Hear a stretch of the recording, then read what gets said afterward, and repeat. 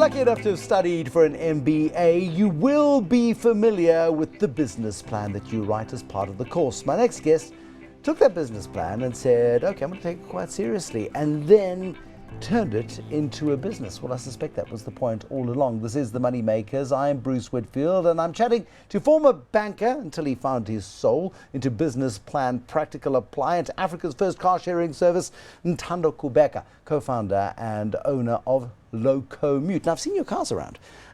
Cars parked on the side of the road, nice cars, brand new cars with Locomute logos on them. Yes. And I walked around the car and I thought to myself, how do I get in and drive it to my next destination? And I didn't have a clue. Explain. Right.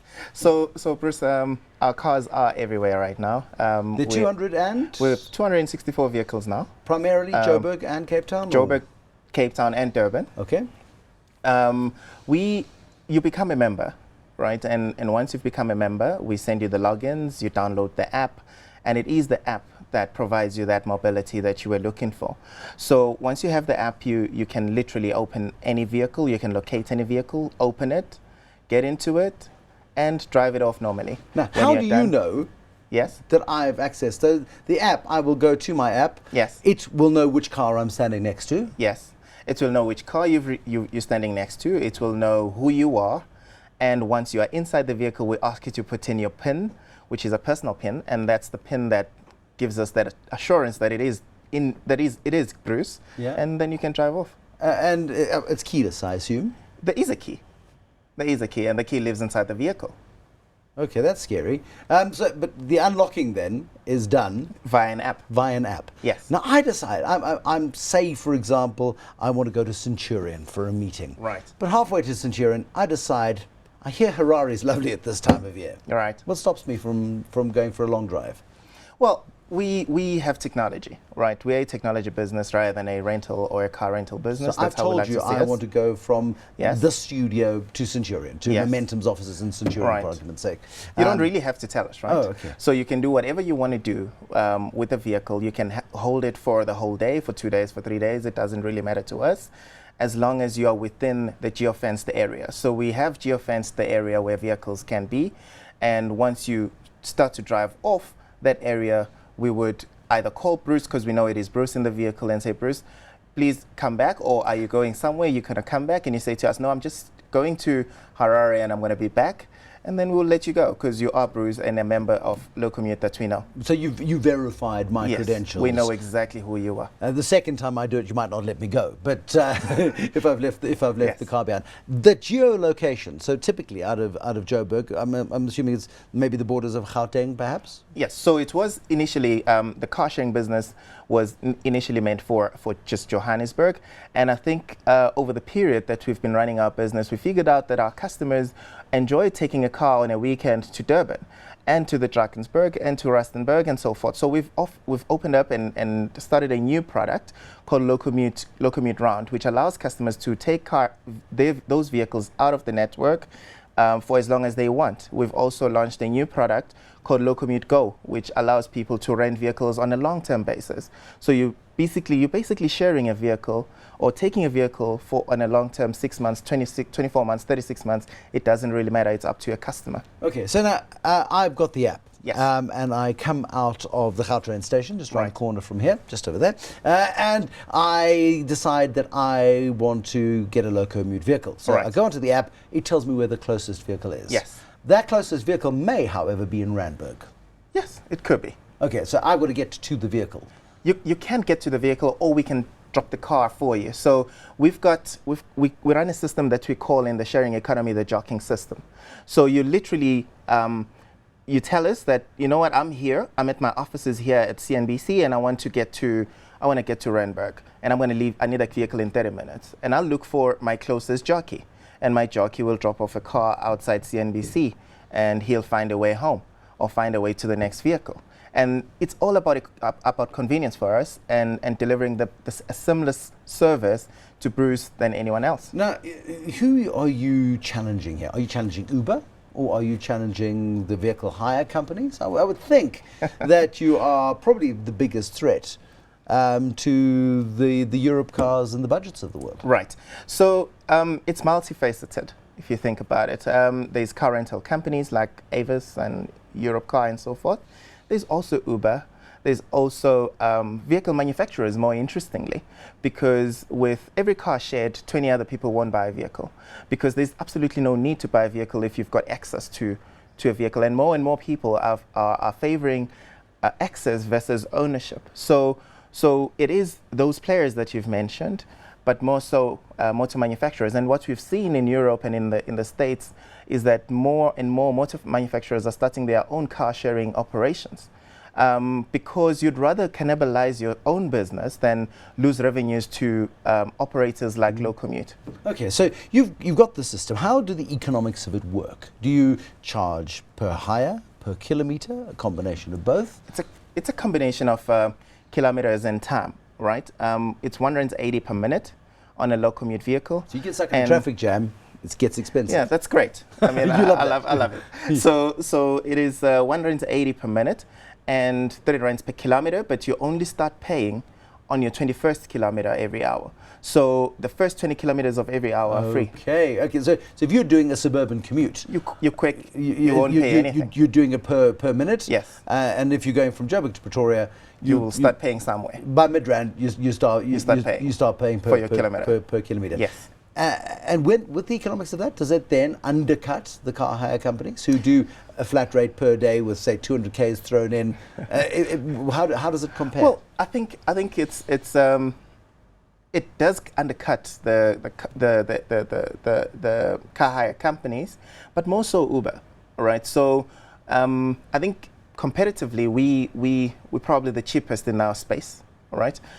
If you're doing local commute and you just want to go from one spot to the other, it will be very cheap to use Locomute. And if you need a car for a long term, right? Obviously, we've now launched a new product that's very competitive compared to the car hire companies. And you get. If you're doing a 30-day hire at £1.80 a minute. No, that's not what we do. No, right? Exactly. But it would get pricey and that sort of. No, we have changed. So the pricing for longer periods works completely different, and we've got some features which none of the car hire companies have, like rebates on your free kilometers that you haven't used and stuff like that.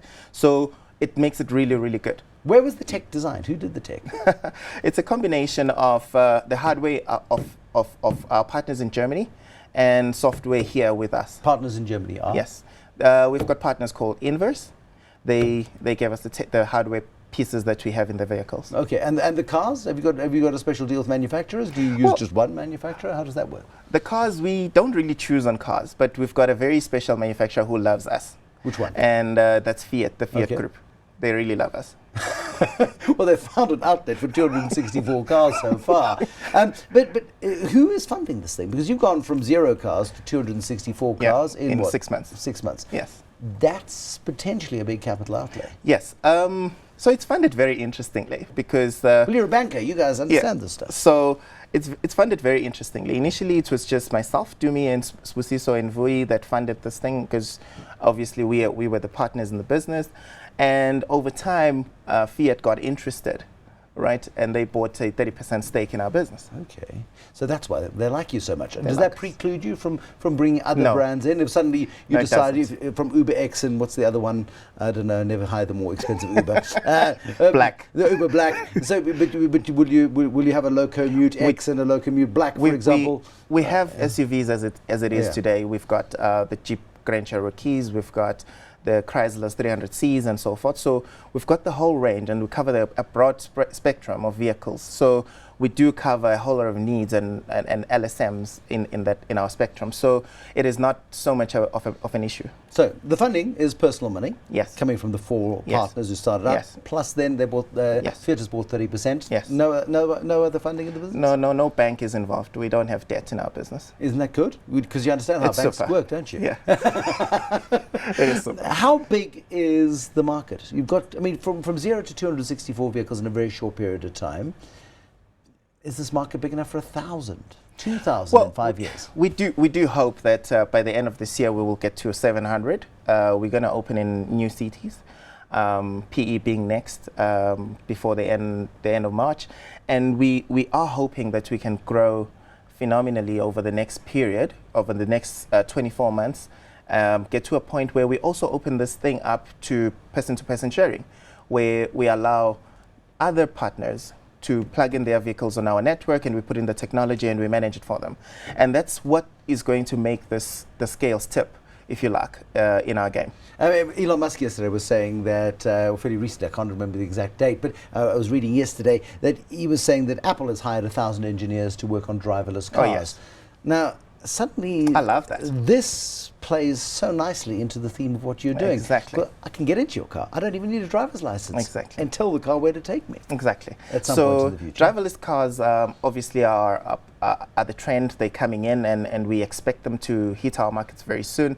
They will not have a negative impact in our business because, of course, we are in the sharing space and we don't have drivers anyway, right? So you drive it yourself. So now you will be in a vehicle that you're not driving, and there'll be less accidents, so it cuts down on our risk and so forth. So I think it will impact our competitors more because then obviously they're going to have to drop those jobs and buy new cars where there's no drivers. So you see, the model works well for us. And it's extraordinary, isn't it, how quickly this is evolving and how quickly it's changing. Yes. Because we look at what's going on in the sharing space. Yes. And at some point, somebody will make the call. I live and work in the city of Cape Town, or I live in Sandton, I work in Sandton. Why do I need to own a car? That's the whole point. It sits in the garage for 23.5 hours a day. That's the whole point.